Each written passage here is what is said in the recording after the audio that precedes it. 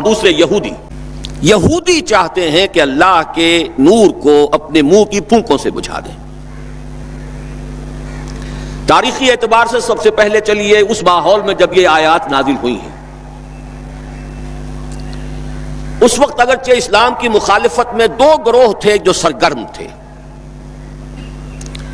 ایک مشرکین عرب جن کے سر خیل تھے مشرکین مکہ، چنانچہ یہی بات ہے جو سورہ مائدہ میں فرمائی گئی،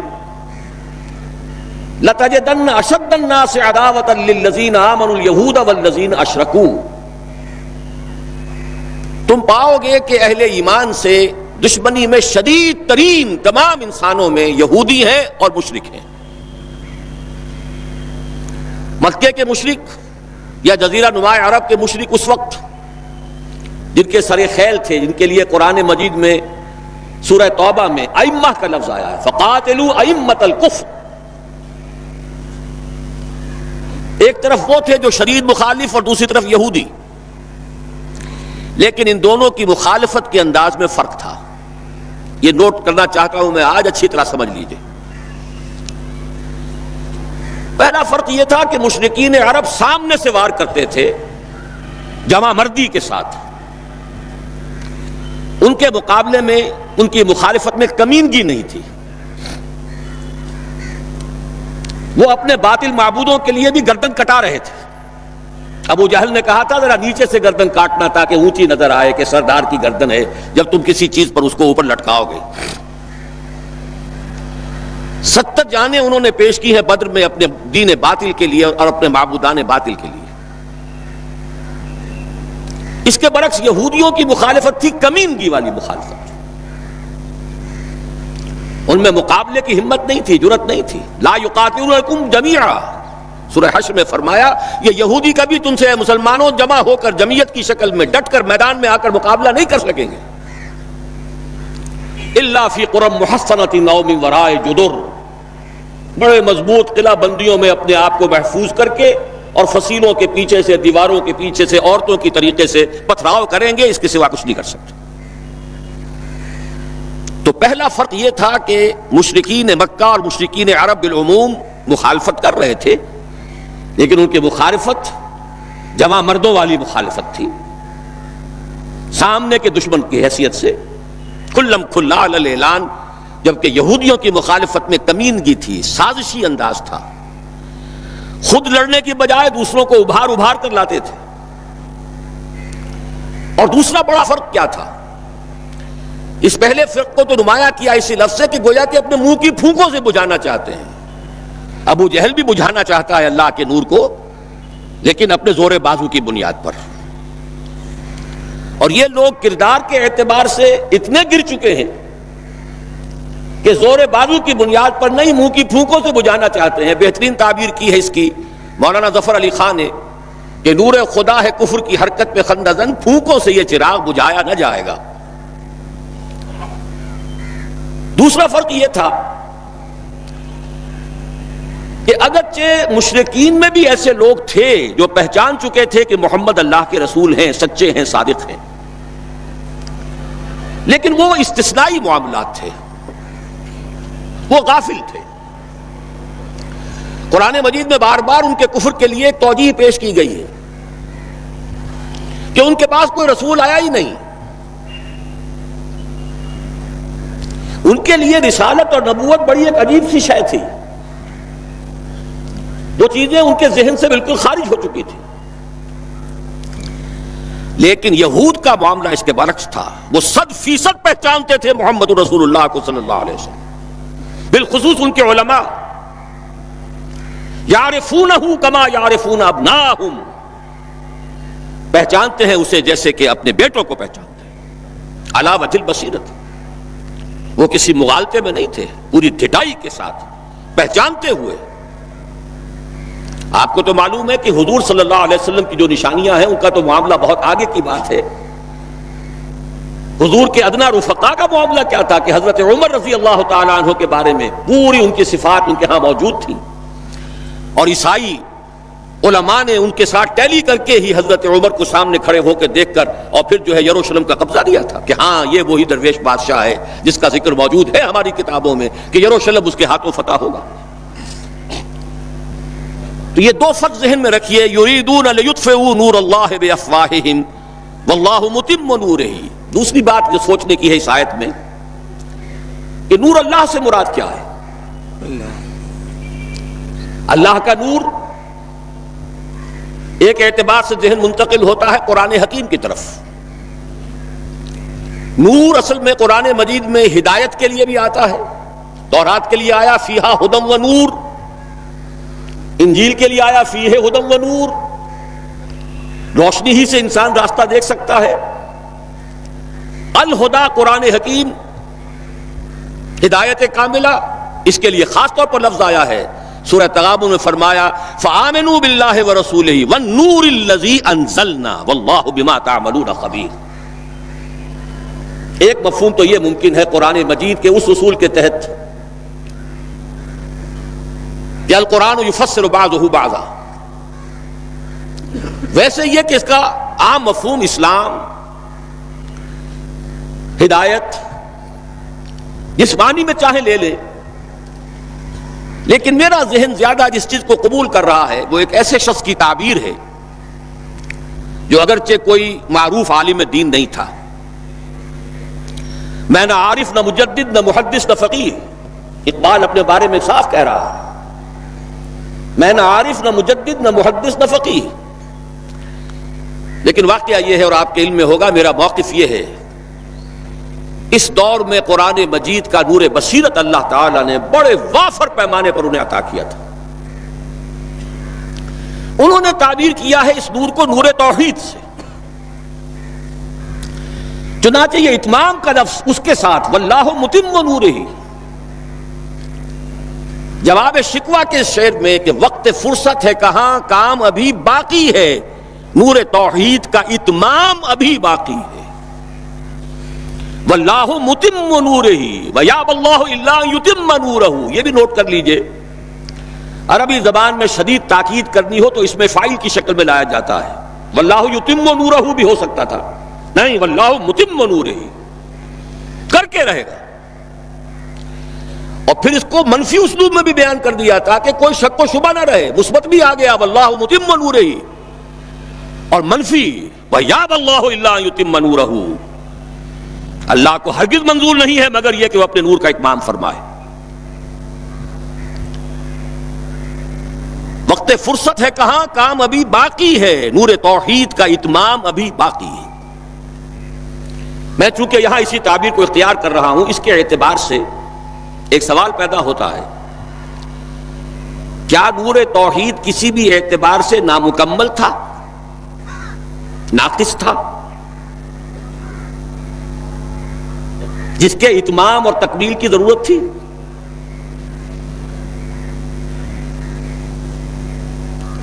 اگر میں اس سوال کا جواب ہاں میں دوں تو آپ سب چونک جائیں گے، لیکن میری وضاحت سن لیجئے۔ جہاں تک عقیدے کا نور ہے، عقیدے کی توحید ہے، اور انفرادی سطح پر اپنے عمل کی توحید ہے، توحید کے دو حصے سمجھ لیجئے۔ ایک توحید ہے عقیدے کی توحید، اللہ کو ایک ماننا، ایک جاننا، اس کی صفات میں، اس کی ذات میں کسی کو اس کا ساجی، ہمسر، برابر، ہم پلہ، کفر، ند، ضد نہ سمجھنا۔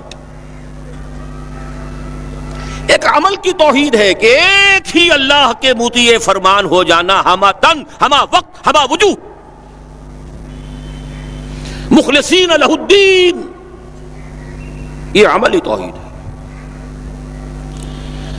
تو عقیدے کی توحید اور انفرادی سطح پر عمل کی توحید ہر دور میں مکمل رہی، حضرت آدم کی بھی مکمل تھی، حضرت نوح کی بھی مکمل تھی، تمام انبیاء کرام کی مکمل تھی، نہ ان کی عقیدے کی توحید میں کوئی کسر ہو سکتی تھی، نہ انفرادی سطح پر عمل کی توحید۔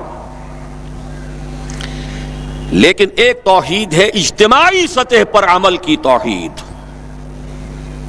پورے نظام زندگی کا اللہ کے حکم کے تابع ہو جانا، یہ ابھی مکمل ہونا تھا، اس کی تکمیل ہونی تھی۔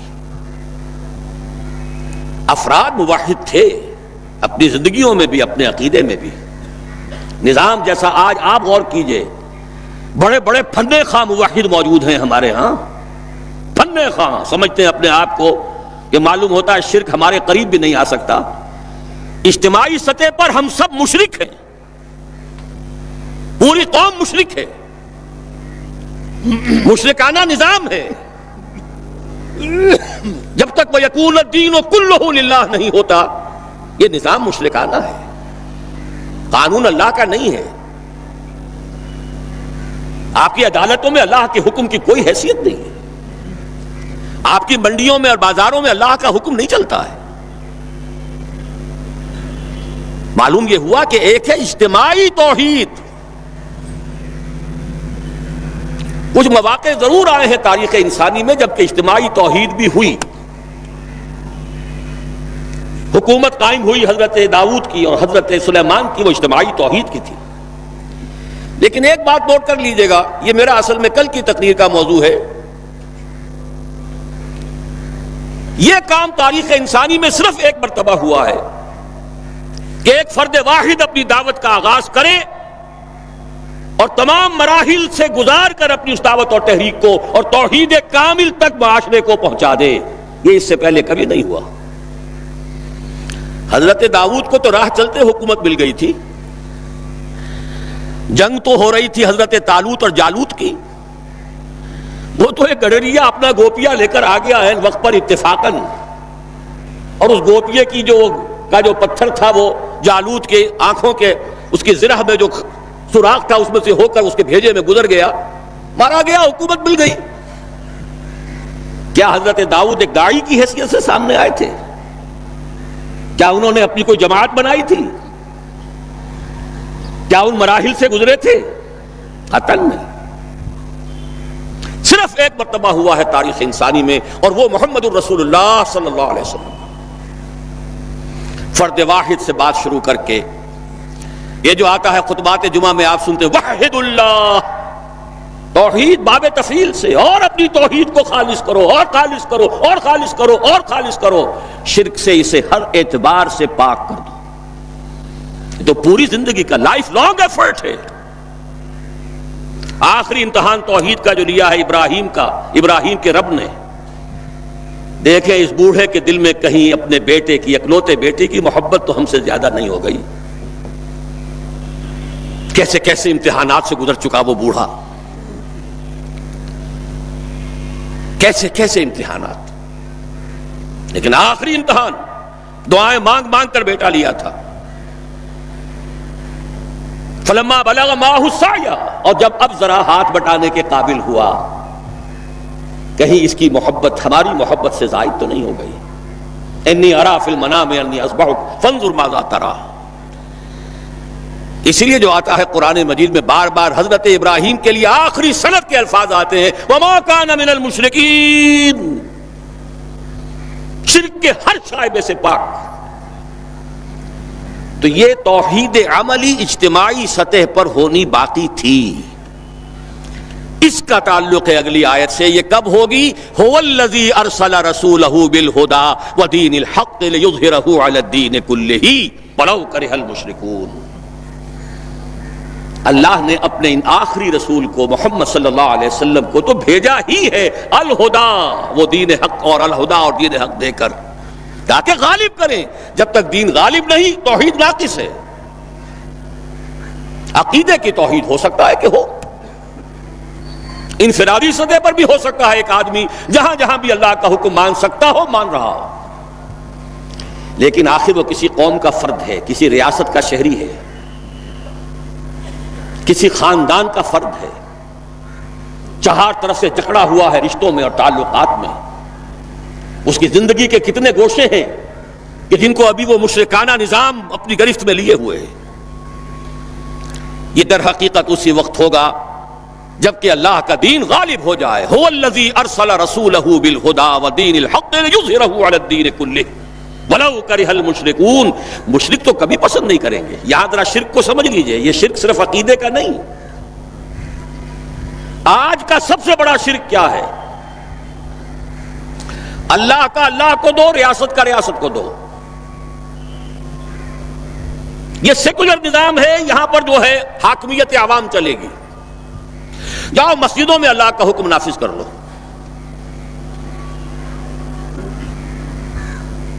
یہ سب سے بڑا شرک، کبھی گوارا نہیں کریں گے۔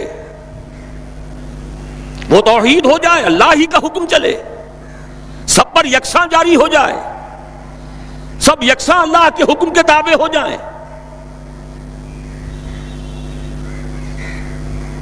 وَلَوْ كَرِهَ الْمُشْرِكُونَ، مشرک کبھی نہیں چاہیں گے، لیکن ان کی مخالفت کے علی الرغم، ان کی ساری ریشہ دوانیوں کے باوجود، ان کی تمام سازشوں کے باوجود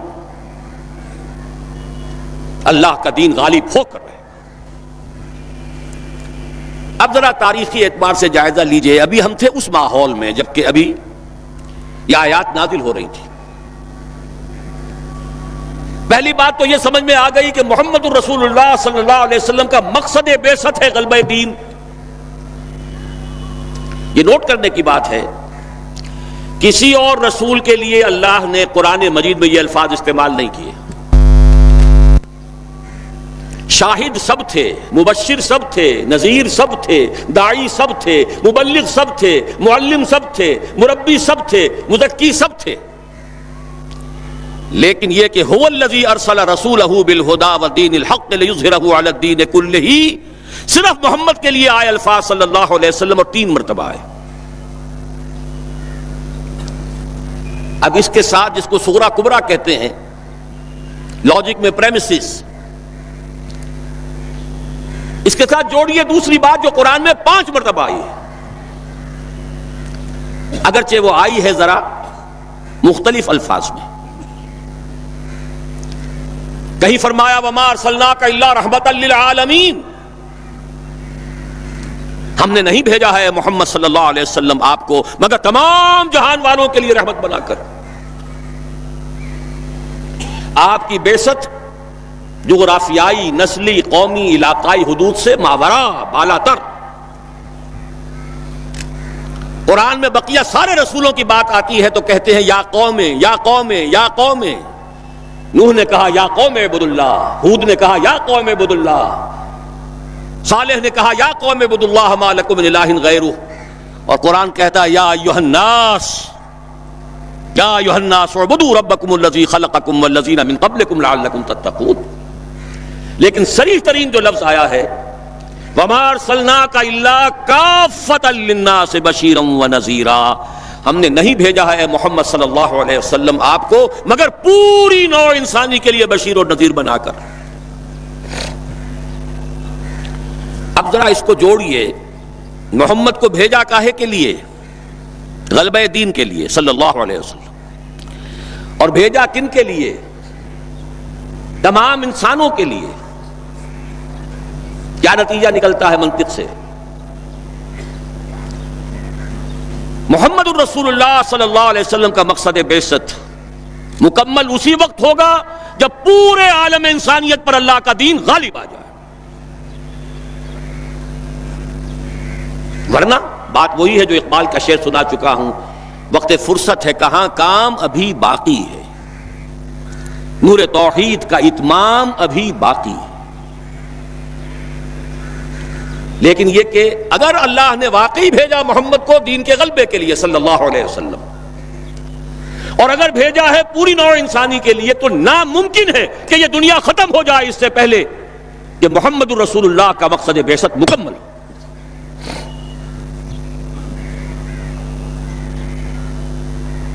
یہی بات ہے کہ جس کی خبر پیشن گوئی کے طور پر قرآن میں تو نصوص ہیں، لیکن ان سے نتیجہ نکالنا پڑے گا، منطق۔ حضور کو بھیجا پوری نوع انسانی کے لیے اور بھیجا غلبہ دین کے لیے، تو مقصد بعثت کی تکمیل اسی وقت ہوگی جبکہ کل عالم انسانی پر اللہ کا دین غالب آ جائے۔ اسی کے ساتھ اب ذرا یاد کیجئے سورہ نور کی آیت، جس کو اللہ کے فضل و کرم سے ہم نے کافی عام کیا ہے۔ ایک ہی بات ہے لیکن ذرا مختلف اسلوب میں آ رہی ہے۔ وعد اللہ الذین آمنوا منکم وعملوا الصالحات لیستخلفنہم فی الارض، وعد اللہ الذین آمنوا منکم، یہاں منکم پر ذرا زور دیجئے، کن سے خطاب ہو رہا ہے؟ مسلمانوں سے، لیکن ان مسلمانوں کے لیے دو کوالیفیکیشنز، دو پری کنڈیشنز۔ اے مسلمانوں، اللہ کا وعدہ ہے تم میں سے ان سے جو ایمان اور عمل صالح کا حق ادا کر دیں، انکنڈیشنل نہیں ہے۔ وعد اللہ الذین آمنوا منکم وعملوا الصالحات، ایمان اور عمل صالح کا حق ادا کر دو تو اللہ کا وعدہ ہے، اور وعدہ کتنا مؤکد ہے، نون مشدد کے ساتھ تینوں دفعہ، اور ایک ہی بات کو تین اسلوبوں میں۔ لَيَسْتَخْلِفَنَّهُمْ فِي الْأَرْضِ، لامن خلافت عطا فرمائے گا انہیں زمین میں، كَمَا اسْتَخْلَفَ الَّذِينَ مِن قَبْلِهِمْ، جیسے کہ خلافت عطا کی تھی ان کو جو ان سے پہلے تھے۔ جب مسلمانوں کو خلافت اور حکومت عطا ہو جائے گی تو اس کا منطقی نتیجہ ہوگا کہ دین غالب ہو جائے گا، لیکن اس کو بھی کھول کر بیان کر دیا، وَلَا يُمَكِّنَنَّ لَهُمْ دِينَهُمُ الَّذِي ارْتَضَىٰ لَهُمْ، اور لازماً متمکن کر دے گا، غالب کر دے گا ان کے اس دین کو جو اللہ نے ان کے لیے پسند فرما لیا ہے۔ الْيَوْمَ أَكْمَلْتُ لَكُمْ دِينَكُمْ وَأَتْمَمْتُ عَلَيْكُمْ نِعْمَتِي وَرَضِيتُ لَكُمُ الْإِسْلَامَ دِينًا۔ اچھا، جب مسلمانوں ہی کی حکومت ہو جائے گی، دین کا غلبہ ہو جائے گا، تو ظاہر بات ہے مسلمانوں کے لیے بندشیں اور خوف تو ختم ہو گئے۔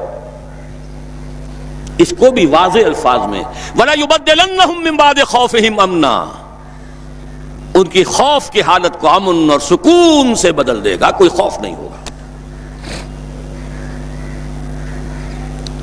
اب یہاں فرمایا یعبدوننی لا یشرکون بی شیئا، تب جا کر وہ ان کی عبادت اس درجے میں مکمل ہوگی کہ اس میں شرک کی کوئی آلائش باقی نہیں رہے گی۔ جب تک نظام پورا اللہ کے دین کے تابع نہیں، شرک موجود ہے، عقیدے کا شرک ختم ہو چکا، انفرادی سطح پر موحد بن چکے، لیکن یہ تو تین کام جب ہوں گے کہ اللہ کا دین غالب ہو جائے، اللہ کی حکومت اور مسلمانوں کی خلافت قائم ہو جائے، تب کہیں جا کر وہ بات ہوگی لا یشرک